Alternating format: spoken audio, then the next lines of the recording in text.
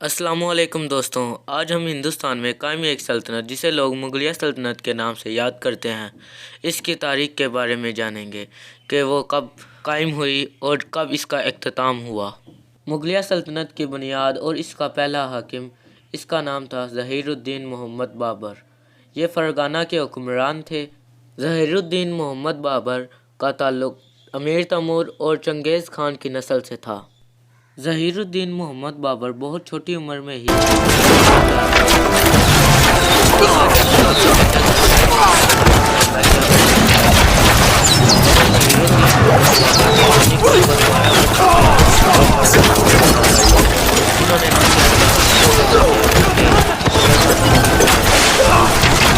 इसके साथ साथ आसपास के छोटे छोटे इलाकों को फतह किया, जिससे इनकी रियासत का रकबा पहले से दुगना हो गया। इसके बाद ज़हीरुद्दीन मोहम्मद बाबर ने अपनी रियासत में अमन कायम किया और फ़ौजी ताकत बढ़ाता रहा। जब ज़हीरुद्दीन मोहम्मद बाबर फ़रगाना में था तो इसके चाचाजाद भाई ने समरकंद पर हमला किया और इसे फ़तह कर लिया। जब बाबर को इस बात का पता चला तो उसने समरकंद को फ़तह करने के लिए अपनी फ़ौज रवाना की। जब ज़हीरुद्दीन मोहम्मद बाबर समरकंद पहुंचा तो उस वक़्त सर्दियों का मौसम आ चुका था। सर्दियों में किसी फ़ौज के लिए जंग करना बहुत मुश्किल होता था, मगर बाबर ने सर्दियों का ना देखा। इसने समरकंद का मुहासरा कर लिया और समरकंद को फतह करके ही दम लिया। यह मुहासरा तकरीबन 6 महीने तक जारी रहा और आखिरकार बाबर को इस जंग में फतह हासिल हुई। इस जंग में समरकंद मुकम्मल तौर पर तबाह हो चुका था, क्योंकि इस समरकंद पर गोले बरसाए गए, जिससे इसकी दीवारें टूट गईं। मगर समरकंद को फतह करने के बाद बाबर ने इसे दोबारा तामीर करवाया और इसे अपना दारुल हुकूमत बनाया। इस जंग में फ़तह हासिल होने के बाद इसने अपने चाचाजाद भाई की रियासत को मुकम्मल तौर पर फ़तह कर लिया। ज़हीरुद्दीन बाबर ने ना सिर्फ ये रियासत फ़तह की, बल्कि इसके हदूद के साथ जितनी भी छोटी छोटी रियासत थी, इन सब को फ़तह कर लिया। इस तरह इसकी रियासत और ज़्यादा ताकतवर हुई और मुस्तहकम हुई।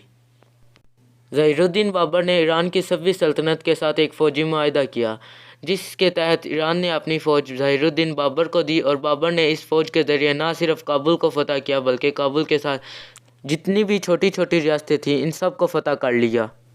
ईरान की सफ़वी सल्तनत के साथ इस फ़ौजी मुआहदे की वजह से बाबर की छोटी सी रियासत एक बहुत बड़ी रियासत में बदल गई।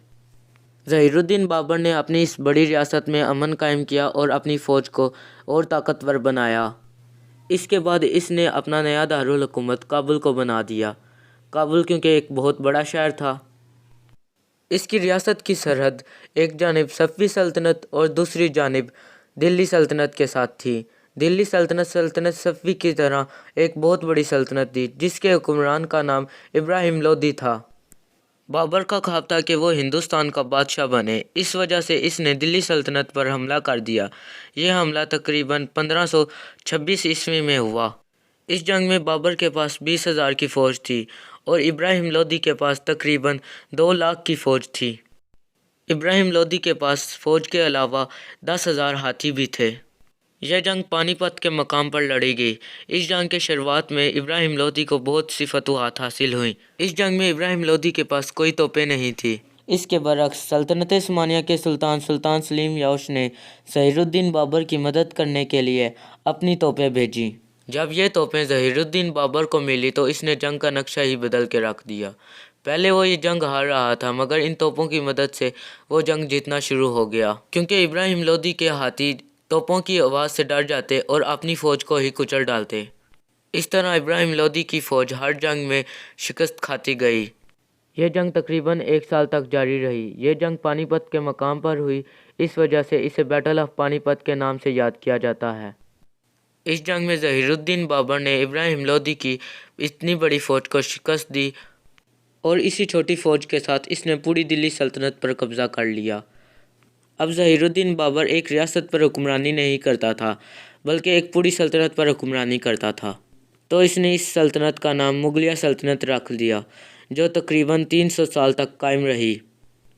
इसने मुगलिया सल्तनत का पहला दारुल हुकूमत दिल्ली को नहीं, बल्कि आगरा को बनाया।